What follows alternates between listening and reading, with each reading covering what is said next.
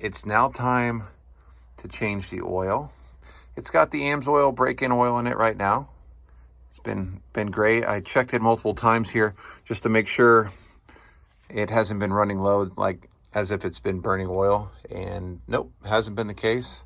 You can see we still actually have some fuel pressure on the line here. No leaks on the carburetor. Been super happy about it.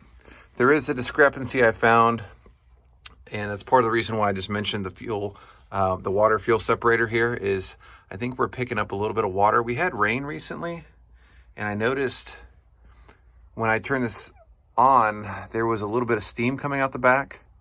Let me show you real quick.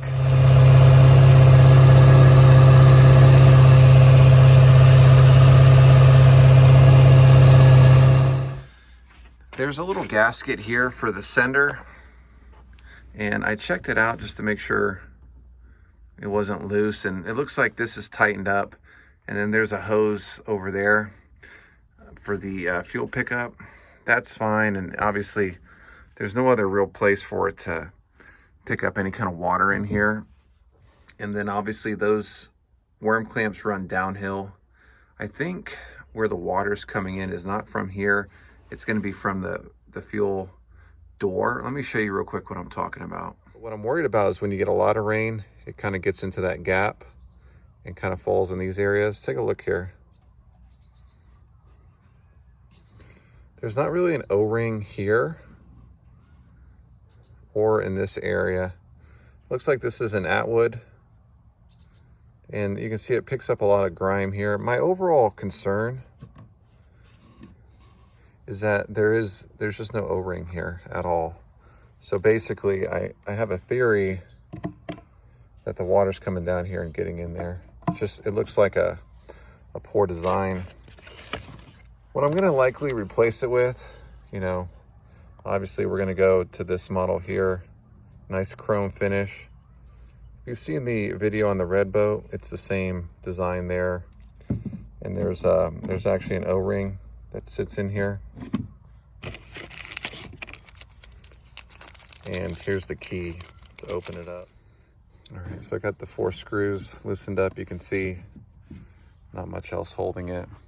We'll grab our flathead here. And then it's just these 2 worm clamps. I'm gonna go in and loosen these guys up. And since we're working on the vent as well, I'll just go ahead and loosen this guy up. And this fuel line, not worried if you twist her off.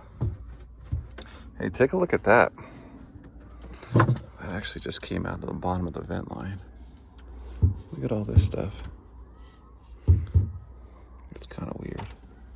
Not really sure what it is. It looks like kind of like a crystallized substance that came out of it. That's kind of weird.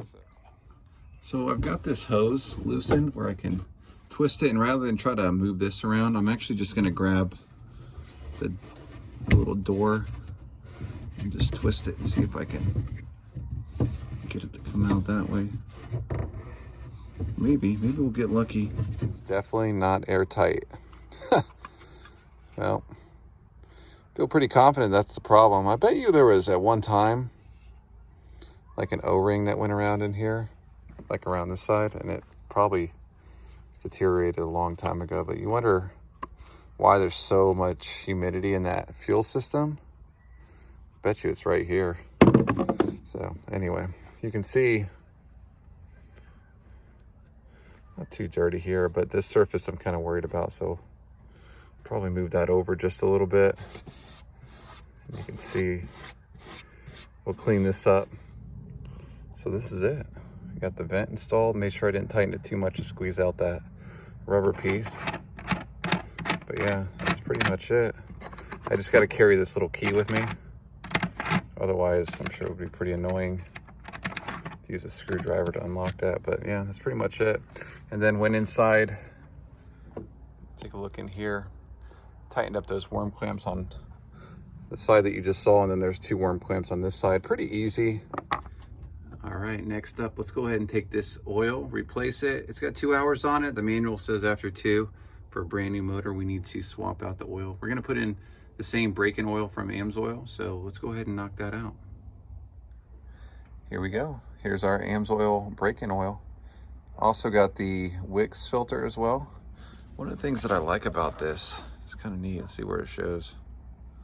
But I believe you'll see these guys, I believe, are made in America. Check this out. How about that, right?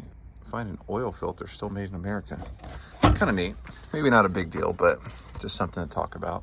So the other piece here is, if you haven't seen this on my prior videos, this is the oil drain pump. There isn't any kind of knockoff versions of these, so this is pretty much it. Part number 802, 889, Q1. You can find this anywhere pretty much, but this seems to be the one design that connects directly to this guy here. So you just pull this out, which we'll do, and set it aside, and then we'll connect this guy up to it. That's pretty much it. You can see it's cloudy,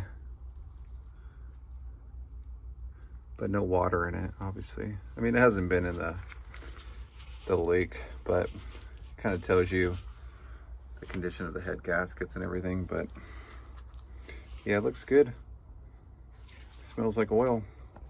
So let's go ahead now. Got our funnel.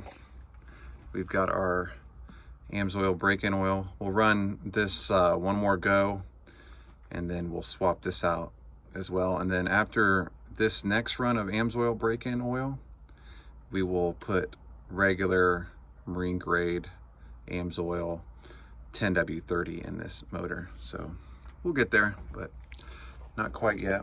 And we still have our little filter